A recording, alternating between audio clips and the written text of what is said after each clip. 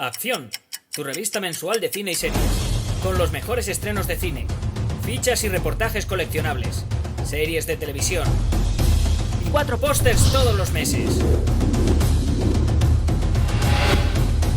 Búscala en tu kiosco.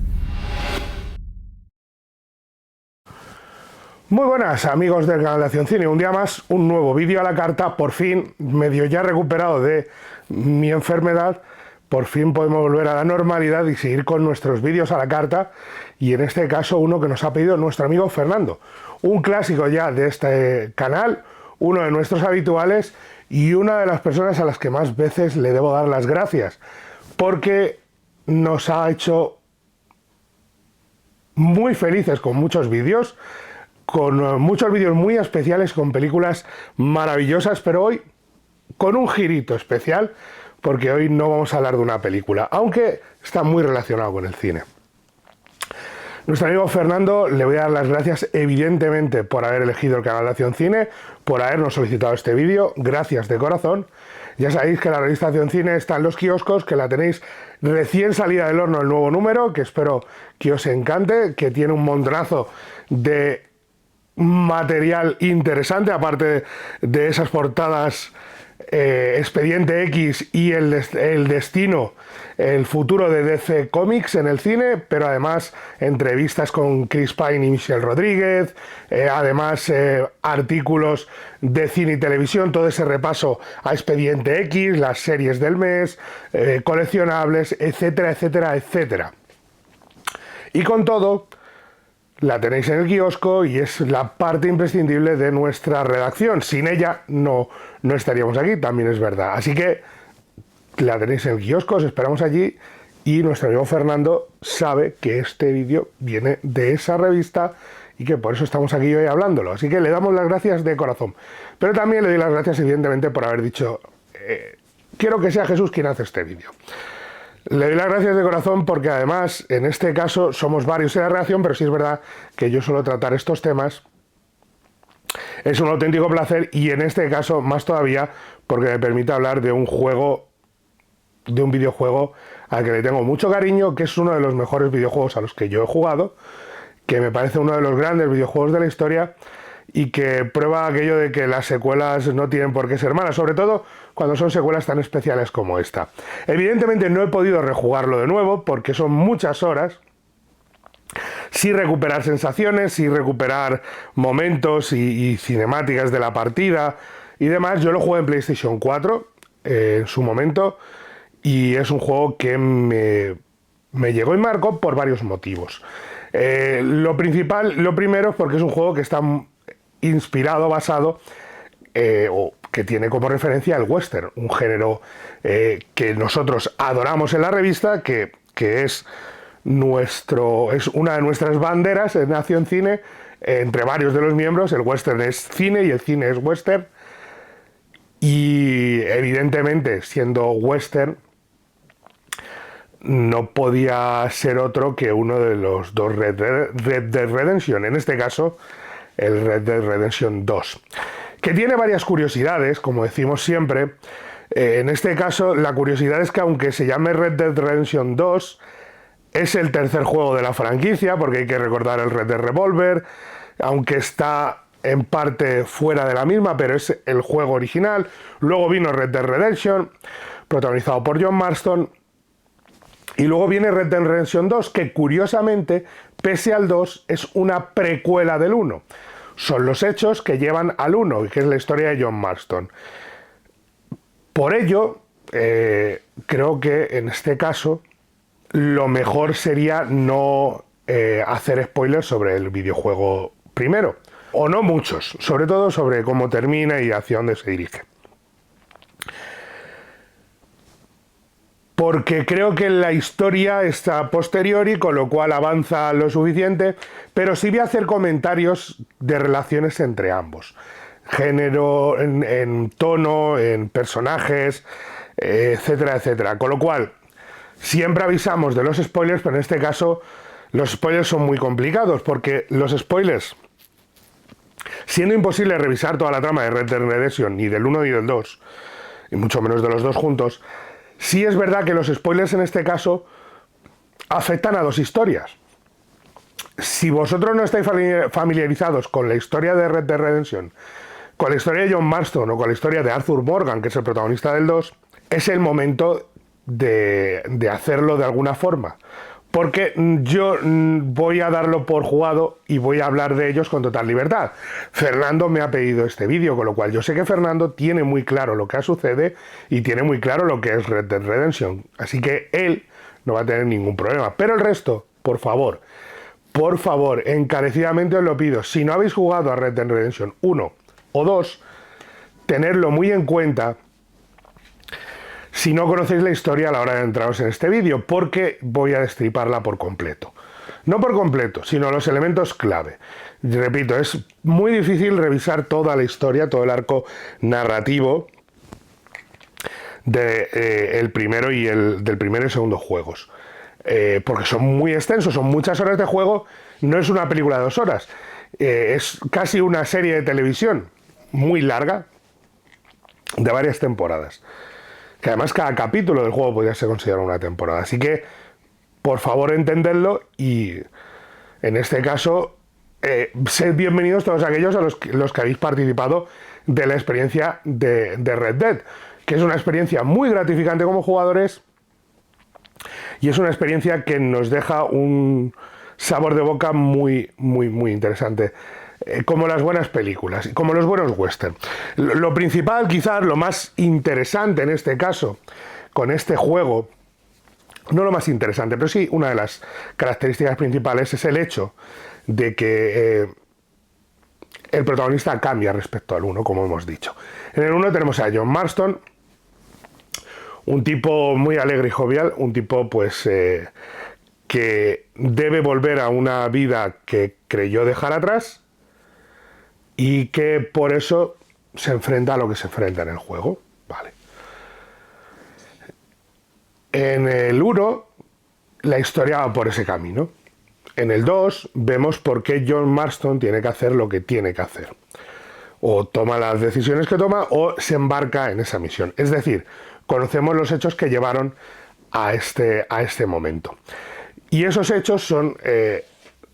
en 1899, al final de la segunda etapa del oeste, con el cambio de siglo, con el cambio del nuevo mundo, con el cambio que acabaría con el salvaje oeste, a fin de cuentas, la civilización, el ferrocarril, todo eso terminaría con el salvaje oeste.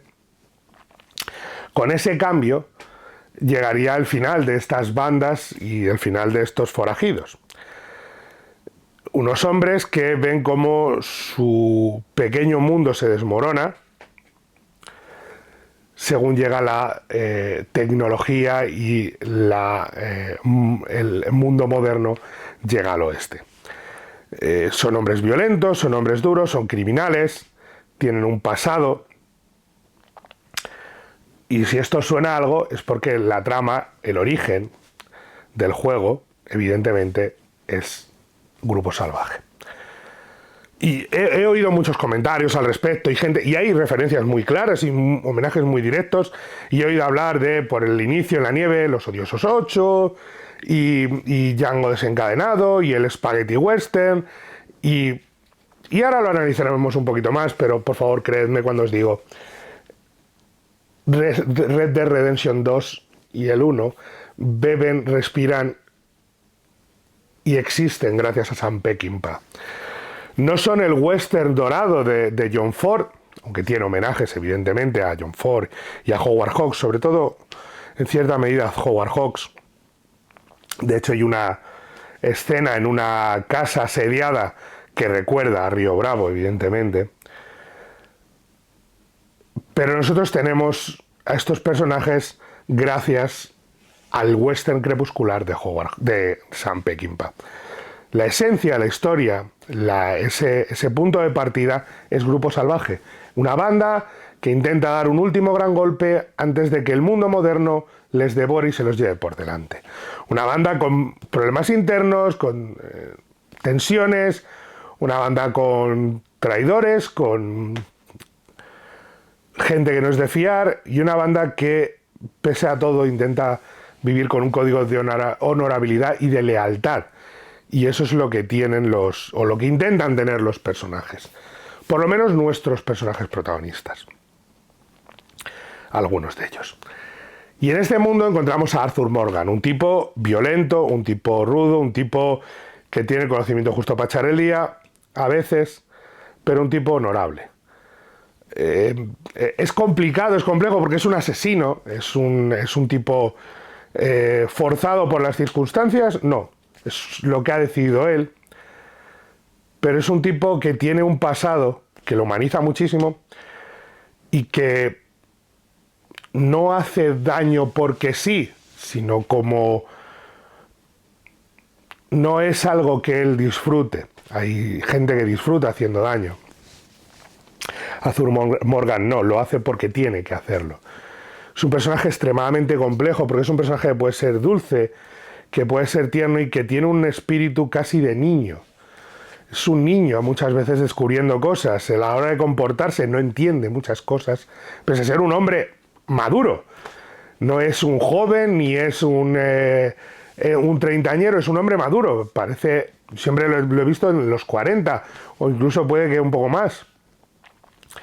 Es un tipo que muchas veces cuando ve ciertas cosas, cuando conoce ciertas personas, cuando encuentra ciertos personajes, tiene esa actitud de niño, de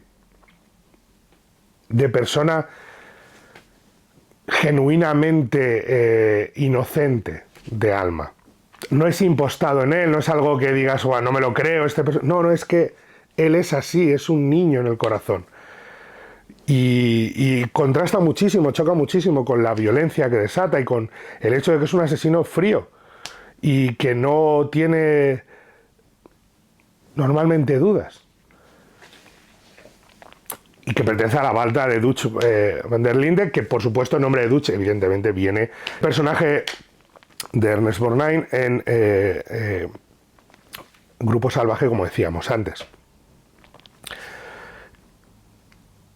Arthur Morgan es muchas cosas y contrasta mucho con John Marston, porque John Marston, siempre nos hemos reído mucho de esto, John Marston es el típico héroe a su pesar, no héroe, sino obligado a su pesar, con un pasado tal, es un cacho de carne con ojos. A mí siempre me lo ha parecido, un cacho de carne con ojos. Y adoro el Red Dead Redemption 1, de verdad que lo adoro.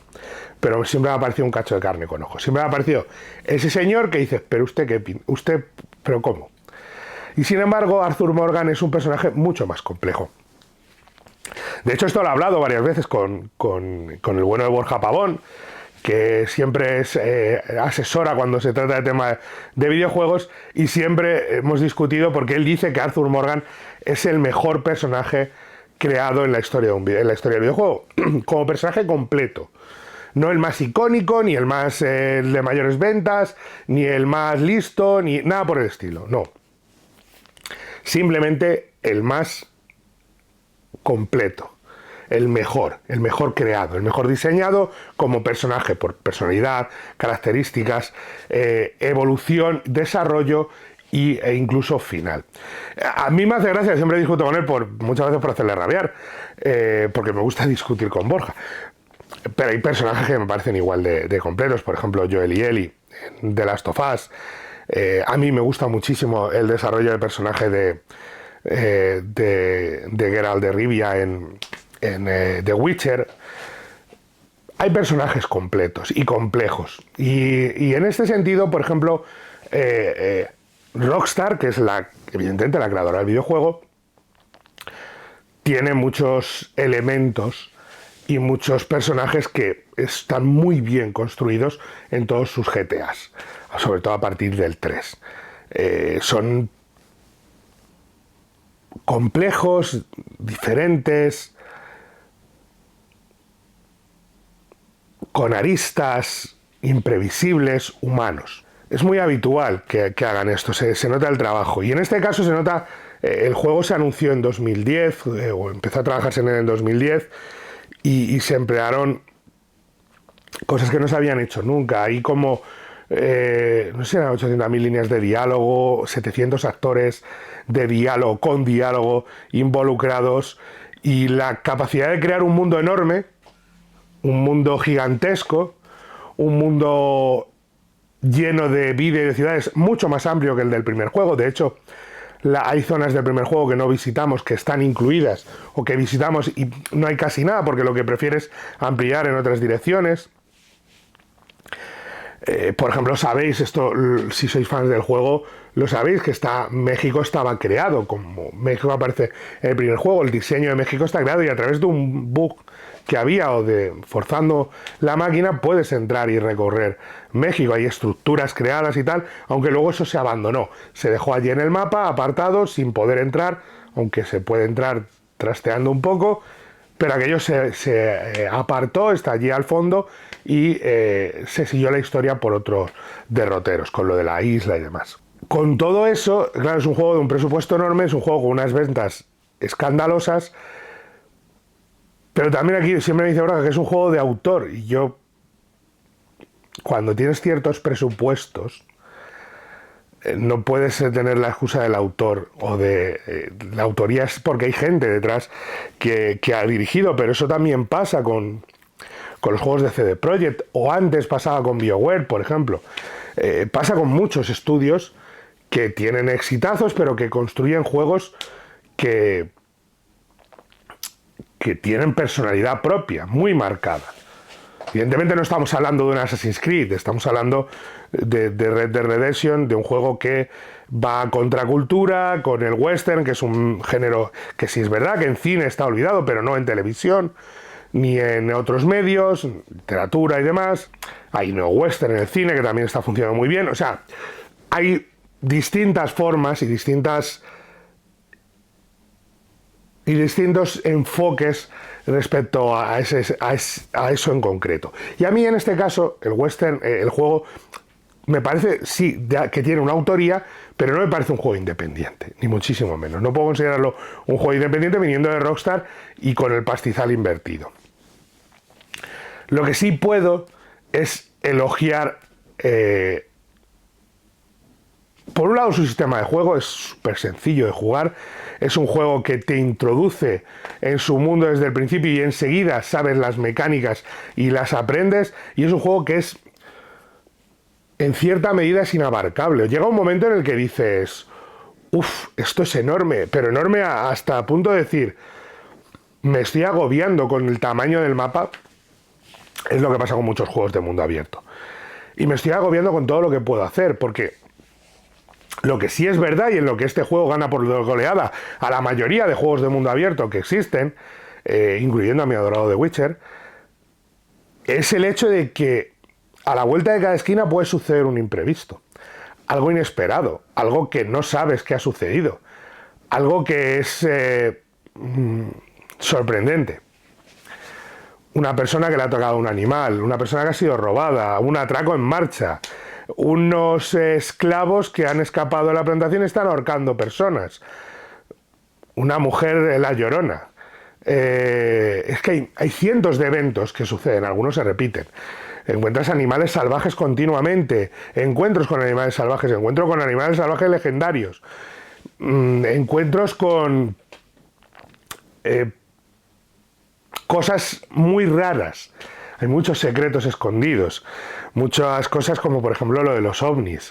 Hay ovnis en esto, y hay un personaje que hay personajes que están directamente relacionados con GTA 6, o sea, con GTA 5, perdón, personajes que pertenecen a sectas, y algunos que pueden ser incluso viajeros en el tiempo. O sea, hay una complejidad dentro de eso que a veces cuando la piensas es muy, muy, muy compleja y puede chocar mucho al espectador, puede tirarle para atrás. Entonces, ¿qué ocurre? Que jugablemente es brillante y está muy bien trazado. Los tiroteos, cómo está diseñado el sistema del ojo de apuntar a cámara lenta, que se agota con el tiempo y te permite apuntar y evitar y poder salir vivo de muchas situaciones, cuando con el mando es tan complicado apuntar muchas veces. Todo eso viene, y el sistema de apuntado, por cierto, tal y como saben los duelos, es una mezcla de spaghetti western y de Peckinpah, de esos tiroteos llenos de violencia, donde cada bala impactaba e importaba. y eso está muy bien conseguido en el juego. Lo tiene prácticamente, o sea, el juego es prácticamente perfecto. Solo tiene un par de detallitos que a mí me... Siempre, evidentemente, lo vamos a sacar cuando se trata de un juego de mundo abierto. Pero en este caso, la historia es muy compleja, muy extensa y nos lleva desde esta banda huyendo entre la nieve y demás, a cómo poco a poco intentan rehacerse para dar un último buen golpe, para dar salida al grupo y poder cada uno partir, llegando en condiciones. Para ello tenemos un asalto al tren, incluso que las cinemáticas son idénticas a las del asesinato de Jesse James por el cobarde Robert Ford.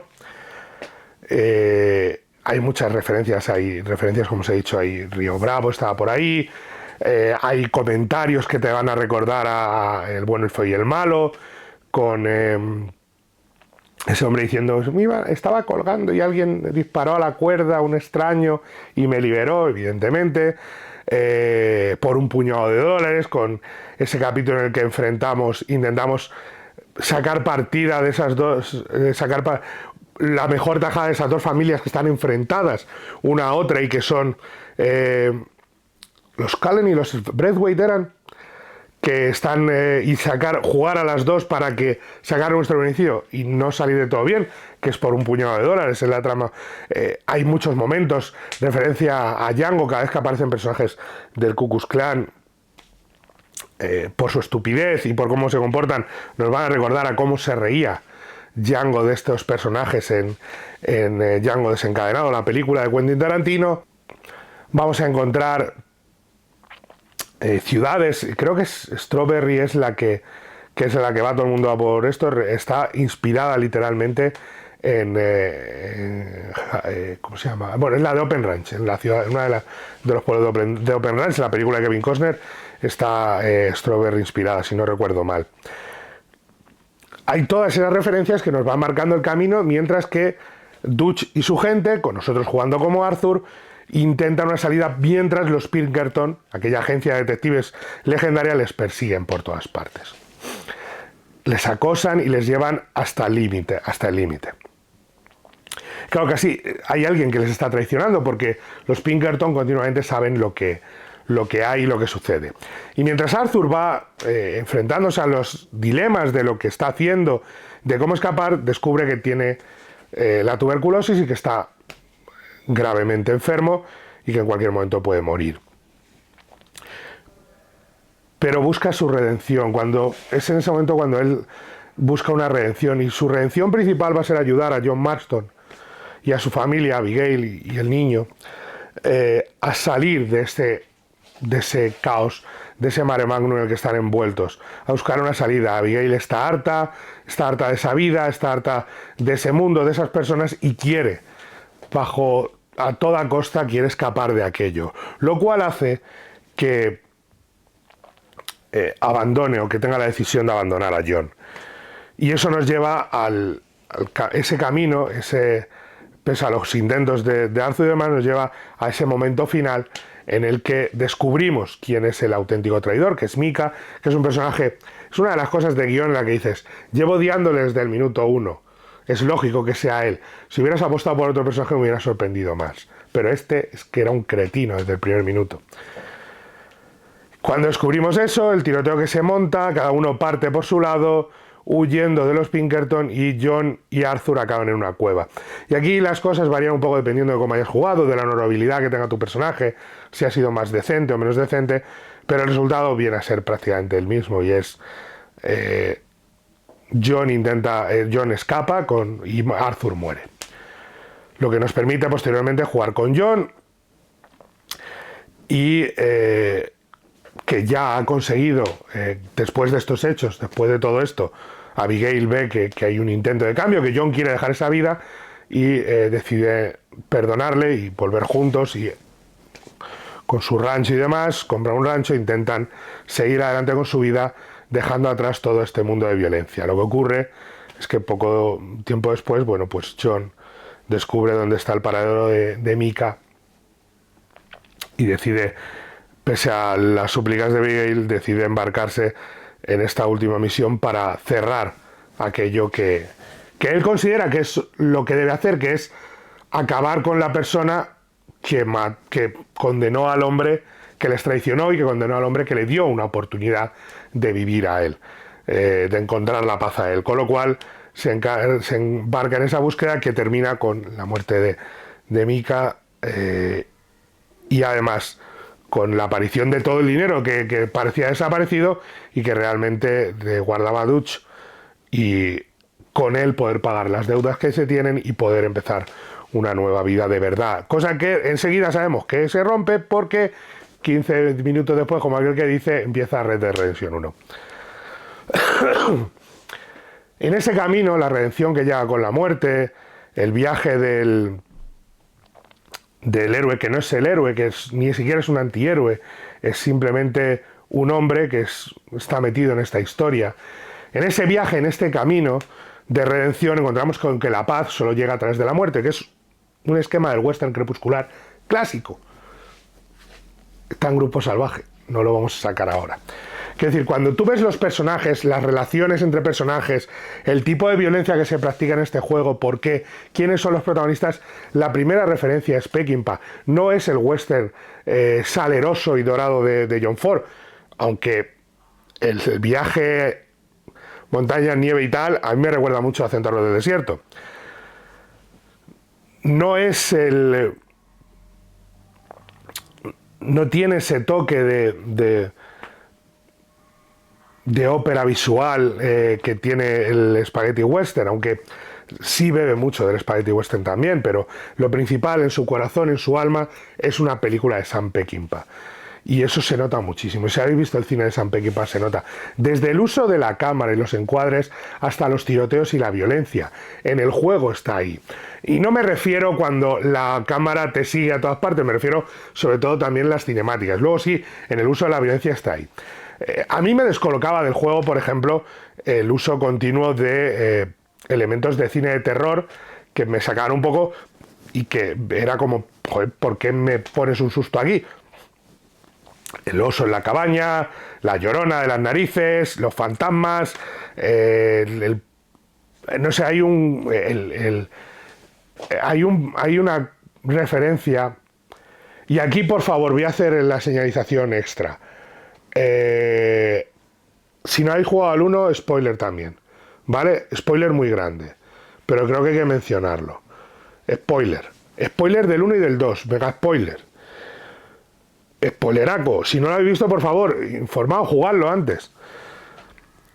Hay una referencia creo que se llama el hombre alto, que es este tipo que va con el sombrero alto, trajeado y demás, y que simboliza la muerte.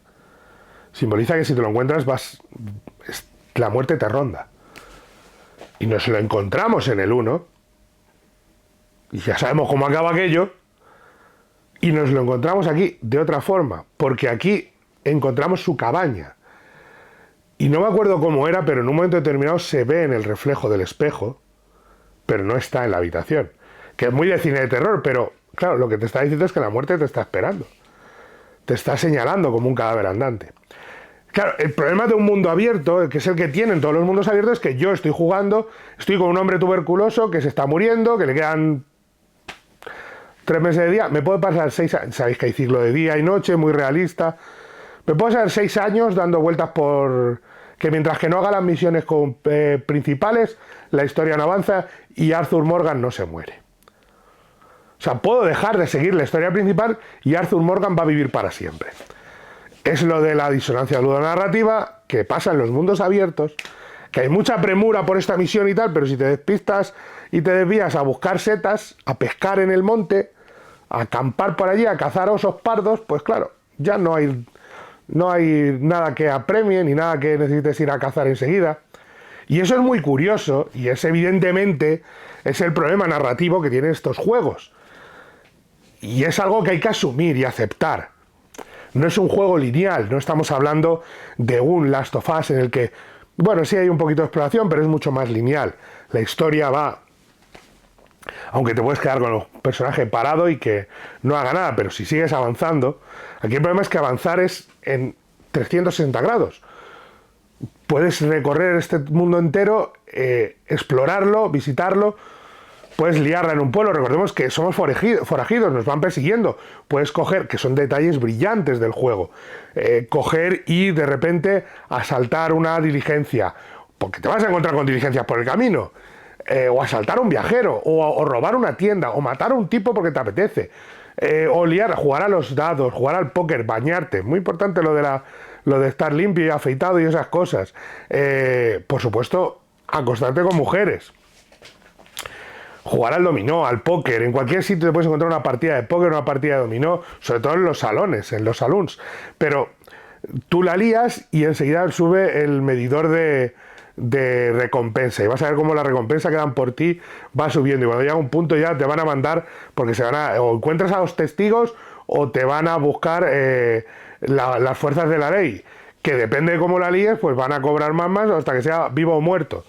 Y la han liado, y si te escapas del pueblo en el que ha sucedido, van a ir cazarrecompensas a por ti, y hasta que no abandones el área, que cuanto más la hayas liado, más grande va a ser, o mates a los que te persiguen, pues no vas a poder librarte de todo eso.